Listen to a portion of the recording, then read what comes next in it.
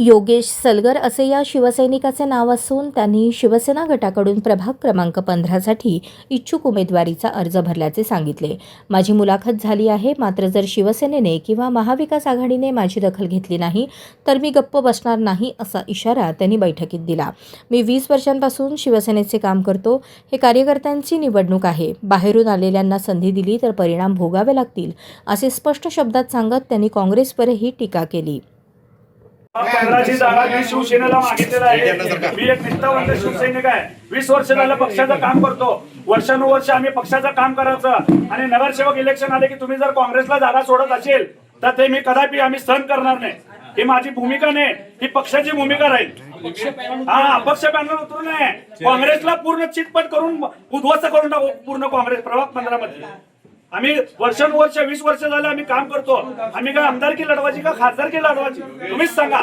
आम्ही सामान्य शिवसैनिक आहे। आम्हाला या इलेक्शनला फक्त नगरसेवक इलेक्शनला ना कार्यकर्त्याला लढण्याला संधी असते लढण्याला।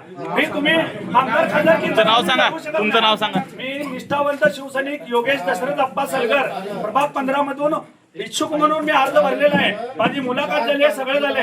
माझी जर दखल पक्ष आणि महाविकास आघाडी जर माझी दखल घेत नसेल तर शिवसेनाच्या स्टाईलने मी आंदोलन करेल आणि प्रभाग 15 मधली काँग्रेसला मी उद्ध्वस्त करून टाकेल। नेमकं काय करणार?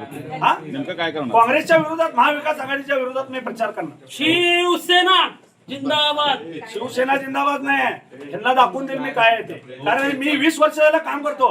ही इलेक्शन म्हणजे कार्यकर्त्याची इलेक्शन असते साहेब। या सगळ्यांना माझी दखल घ्यावी लागेल। कारण का सांगू का, 20 वर्षानंतर कार्यकर्त्याचं इलेक्शन आहे। इथं जर बाहेर न आलेल्यांना आणि इकडून तिकडून ज्या पक्षांना घेतलेल्या कार्यकर्त्यांना जर संधी तुम्ही देत असेल, थांबा साहेब, माझ्या भावना व्यक्त करतो ना, माझ्या भावना व्यक्त करतो।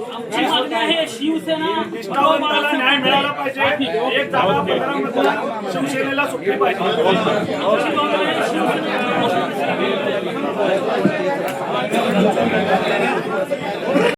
या घटनेमुळे महाविकास आघाडीच्या बैठकीत तणावाचे वातावरण निर्माण झाले असून राजकीय वर्तुळात या इशाऱ्याची जोरदार चर्चा सुरू आहे।